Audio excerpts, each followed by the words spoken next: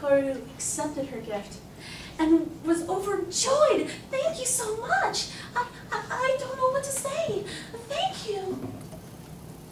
The little girl laughed, and she jumped up onto Koiru's windowsill and leapt out into the sky. She went higher and higher and higher until there was nothing left of her but a twinkling light in the dark mass. Koiru instantly jumped onto her bed, popped open the lid, and ate a candy. But who was she going to be? Well, her problem was that she couldn't speak. So why doesn't she turn into someone who is outgoing and nice and easy to talk to? She knew who she had to be. She set the candy aside, curled up in her bed, and said, I want to be a waitress at his favorite restaurant. And when she opened her eyes again, she was in the cutest uniform you had ever seen. It's no surprise a boy liked the place. And instantly, she looked around, and the only person in the restaurant, sitting at a booth, drinking a soda, was Eito. Instantly, she leapt forward to go and start talking to him, because she was confident. And then she remembered. His favorite restaurant was Roller's Cafe. Rollers, as in rollerblades. She hit the floor faster than a clown at a ducky booth.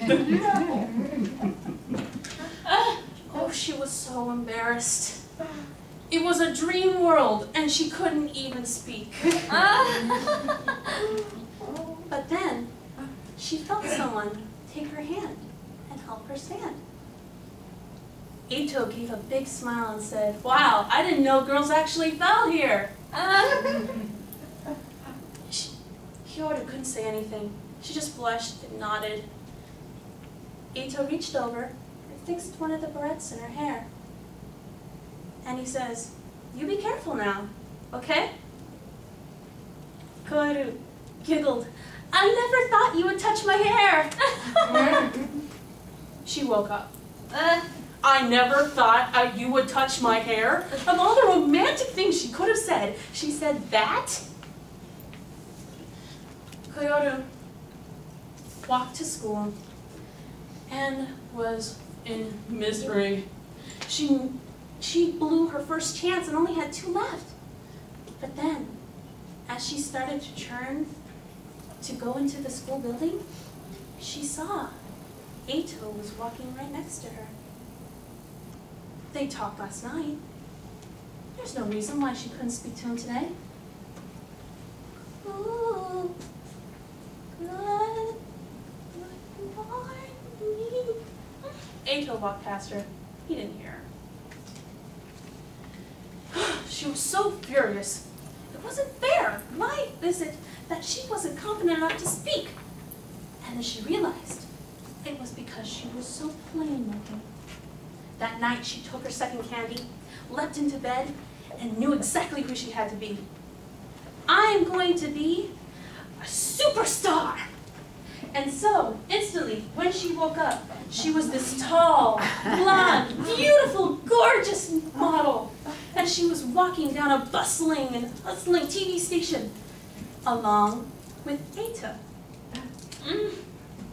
And so she said, so Eito, don't you think I look cute? Eito laughed and said, yes, you're beautiful. And she said, oh, thank you, I love you. What did she just say? Oh. She did it. She said she loved him. Oh no, oh no, oh no, what's he gonna do? What's he gonna say? Thanks. And he kept walking. Hyoru woke up, confused. She was sure that she became the perfect type last night. But he didn't take her seriously at all. Hyoru trudged through her school the next day, reeling in her mind, what on earth was there that was left? And she was so distracted that she didn't notice that she ran into someone in the hallway, spilling all of her books all over the floor. She bent down to try and pick them all up, and the person she bumped into helped her as well. She knew his voice so well by now. "What is your name?" Eito said. "It's so strange. I've never heard one like that before." "My name is Koyoru," she said. He smiled. "Koyoru, that's a sweet name, almost familiar." He gave her her books and continued to walk on. That was it. That was the type of girl that he wanted, someone familiar. So she ran to her bedroom as soon as she got home after school, ate her candy, jumped in bed, and said, "I want to turn into a best friend of Eito." When she opened her eyes, she was in a bedroom with a large, fluffy sofa, playing video games with Eito. She was so happy. She paused the game and said, "So, Eito, how you doing?" Eito grinned and said, "Fine. You seem distracted." Soon he turned to her. His face was red. "Hey, Eito, want to go out with me someday?" Yes! She was so happy. But that happiness only lasted for an instant. Koyoru realized it wasn't her that Eito liked. It was just some girl he knew named Koyoru. Tears started to fill up in her brown eyes. "You know, it's so wonderful to hear you say that, even if it's just a dream."